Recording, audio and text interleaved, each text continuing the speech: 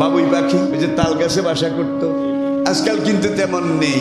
ওরা কোন পলিটিক্যাল ইনস্টিটিউটে পড়েছে, কোন ইঞ্জিনিয়ারিং কলেজে পড়েছে।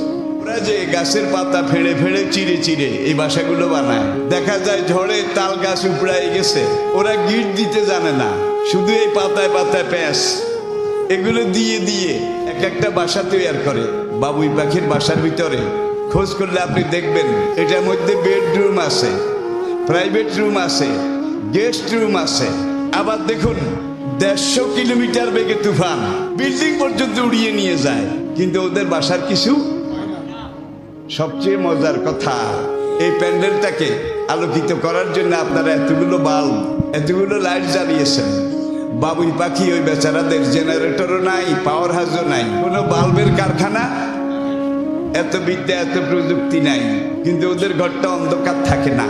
ওরা সন্ধ্যাকালে গিয়ে জোনাকি পোকা, জঙ্গল বাগানের কাছে গিয়ে জোনাকি পোকা ধরে নিয়ে আসে।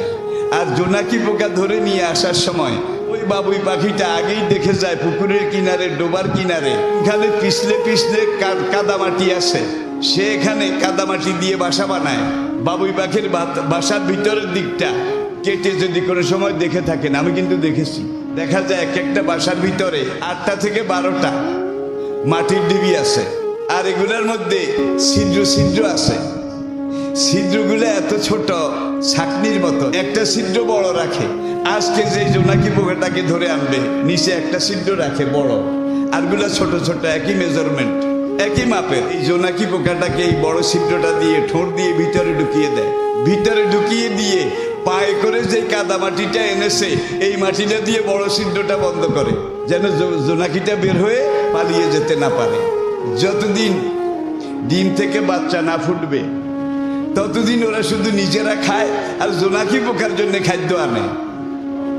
নিজেরাও খায়, জোনাকি পোকাকেও খাওয়ায়।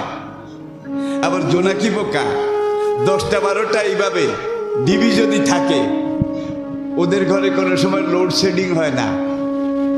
কারণ 2টা যদি নিবে 4টা জ্বলে, 4টা নিবলে 5টা জ্বলে, কোনো লোডশেডিং নাই।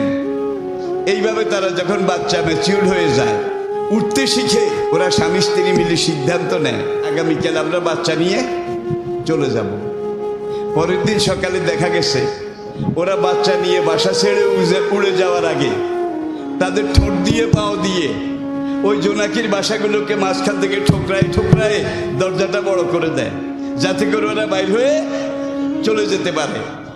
এইটা যদি না করে তাইলে ওরা ওখানে মারা পড়বে। তাহলে ওরা আমাদের চেয়ে কিন্তু জ্ঞানী কম নয়, ওদের বুদ্ধি বিবেক কম নয়।